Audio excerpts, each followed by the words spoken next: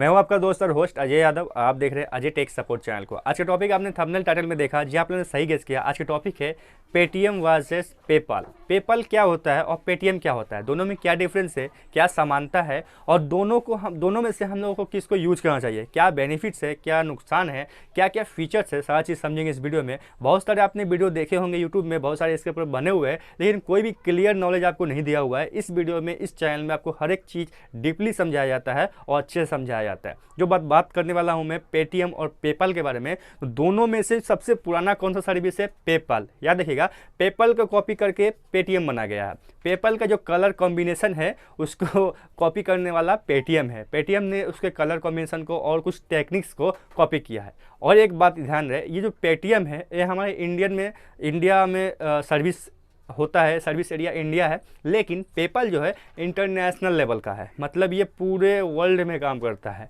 बहुत सारे मैक्सिमम जो कंट्रीज़ है इसको एक्सेप्ट करती है। तो पेटीएम और पेपाल दोनों ही पेमेंट मोड है। मतलब जैसे हम पेमेंट करते हैं ना ऑनलाइन, जैसे मिडिल मैन का काम करता है, सेम पेपाल भी काम करता है। लेकिन दोनों में कुछ खासियत है, कुछ डिफ्रेंशियस है और कुछ समानता भी है जो समझना जरूरी है।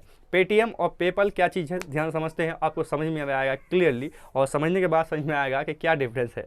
तो पेपाल हो गया हम लोग का, क्या हो गया, पेमेंट का गेटवे है। सेम पेटीएम भी पेमेंट का गेटवे है, लेकिन पेटीएम क्या करता है कि ये पेमेंट के अलावा रिचार्ज भी करता है। DTH recharge, internet recharge, mobile recharge, gas booking, ये रिचार्ज, वो रिचार्ज, बहुत तरह का सर्विस देता है।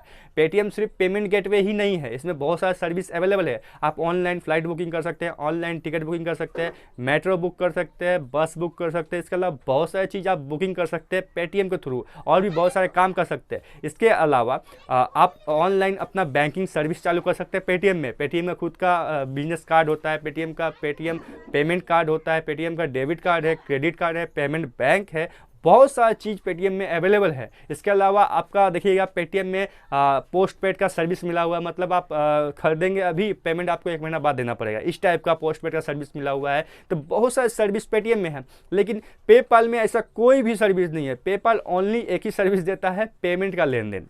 ये पेपाल क्या होता है, इंटरनेशनल लेवल का है। मैंने पहले बताया, मतलब मान लीजिए एग्जांपल देता हूँ, आप इंडिया से हैं, आप इंडिया में रहते हैं, आपको कोई पाकिस्तानी या फिर बांग्लादेशी या फिर अमेरिका से या रसिया से कोई पेमेंट करना चाहता है, तो आप उसको नहीं बोल सकते हैं कि आप पेटीएम में पेमेंट करिए या फ़ोनपे में पेमेंट करिए या गूगल पे में पेमेंट करिए, आप बोल ही नहीं सकते। आपको क्या करना पड़ेगा, आपके पास भी ऑनलाइन प्लेटफॉर्म होना चाहिए पेमेंट को रिसीव करने के लिए। जैसे हम लोग क्या करते हैं, यूट्यूबर्स से यूट्यूब पर वीडियो बनाते हैं, तो हमारा पेमेंट क्या होता है, एडसेंस के थ्रू आता है, मतलब ऑनलाइन आता है, और वो अमेरिका से आता है, तो डायरेक्टली अमेरिका से इंडिया में घुस नहीं सकता है। तो हम लोग क्या करते हैं, वायर्ड का माध्यम लेते हैं। वायर्ड माध्यम मतलब हो गया, बैंक अकाउंट लिंक करते हैं और उसमें एक स्विफ्ट कोड होता है उसको हम लोग डालते हैं, जिसके वजह से पेमेंट हमारे अकाउंट में रिसीव होता है। लेकिन 5-6 दिन के बाद सेम पेमेंट का जो प्रोसेस होता है वो पेपाल में भी होता है। पेपाल में क्या होता है, आप पेपाल के अकाउंट बनाएंगे, सिंपली आपको ईमेल आईडी रजिस्टर करना पड़ता है, या तो ईमेल आईडी या तो फ़ोन नंबर, दोनों में से किसी एक को यूज करके आप पेपाल में अकाउंट बना सकते हैं। बहुत इजी होता है, कोई हार्ड नहीं होता है।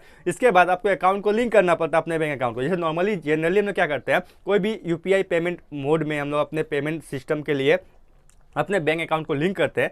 सेम प्रोसेस है कि आपको लिंक करना पड़ेगा पेपाल से, है ना। तो अपनी ईमेल आईडी से बनेगा। तो पेपाल में क्या होता है, आपका ईमेल आईडी से अगर आपने लॉगिन किया है, रजिस्टर किया है, तो आपका ईमेल आईडी ही पेपाल का आईडी होता है। और पेटीएम का क्या होता है, आपका फ़ोन नंबर ही आईडी होता है। आप चाहे तो पेटीएम में अपने आईडी को चेंज कर सकते हैं, लेकिन पेपाल में चेंज नहीं होता है, वो आपका जिससे रजिस्टर किया उस तरह से होता है। एक बात और, इसका एक बेनिफिट है पेपाल का कि आपको पेमेंट का लेन देन करना है, ऑनलाइन ट्रांजेक्शन करना है और इंटरनेशनल लेवल में तो क्या करना पड़ेगा, आपको बहुत सा चीज़ सेंड नहीं करना पड़ेगा। आप सिर्फ अपना ईमेल आईडी सेंड करेंगे, पेपाल आईडी, बस आपका काम हो जाएगा। जिसको सेंड करना रहेगा वो आपको सेंड कर देगा पेटीएम पेपाल में, और उसके बाद आपका ट्रांजेक्शन कंप्लीट। पेपाल का जो पुराना सर्विस था वो अभी भी वही सर्विस है कि पेमेंट का लेन देन होता है, लेकिन पेटीएम का पुराना सर्विस जो चालू किया था पेमेंट का लेन देन के लिए, लेकिन अभी वो उसको एडवांस करके बहुत सारा प्रोसेस ला दिया है। आप उसमें पेमेंट बैंक खोल सकते हैं पेटीएम में, उसका एटीएम कार्ड ले सकते हैं, उसका क्रेडिट कार्ड ले सकते हैं, पेटीएम पोस्टपेड सर्विस आ गया। लेकिन पेपाल में ऐसा कोई सर्विस अभी तक नहीं आया। जो उसका पुराना सिस्टम था, सर्विस था, वो अभी वही दे रहा है, मतलब पेमेंट का लेन देन, वो भी इंटरनेशनल लेवल पे। आप इंडिया से है और पाकिस्तान को पेमेंट करना चाहते हैं, तो पाकिस्तान और इंडिया में पेमेंट करने के लिए आपको पेपाल का सहारा लेना पड़ेगा। दोनों के पास पेपाल का आईडी होना चाहिए। आपको जिसको पेमेंट करना है उसका ईमेल आईडी मांगना है, क्योंकि ईमेल आईडी से रजिस्टर होता है। वो मांगने के बाद उस ईमेल आईडी को लिखिएगा, डायरेक्टली अकाउंट में पैसा ट्रांसफर हो जाता है। कुछ चार्जेस कटते हैं, जैसे पेटीएम में कटता है, सेम पेपाल में भी कुछ चार्जेस कटता है। तो ज़्यादा घबराना नहीं है, बहुत छोटा सा अमाउंट होता है और इजीली आपके अकाउंट में चल जाता है, लेकिन उसमें 1-2 दिन का टाइम लगता है, तब आपके अकाउंट में ट्रांसफर होता है। आप चाहे तो किसी को कंप्लेन करके उस पैसा को होल्ड कर सकते हैं। जैसे मान लीजिए पेटीएम में क्या होता है, कोई आपके साथ फ्रॉड कर लिया, आपने किसी को पेमेंट दिया, फ्रॉड कर लिया, आप कंप्लेन करते हैं तो कोई सुनवाई नहीं होता है ना। चांसेस है मैक्सिमम 99% चांस कि आपका पैसा डूब गया। लेकिन पेपाल में ऐसा नहीं होता है।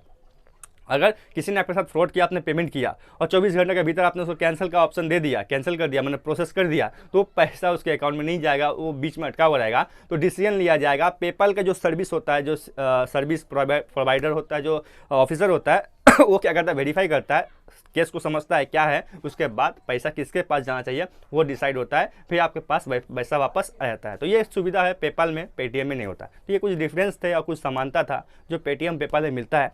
इस तरह से आप यूज कर सकते हैं।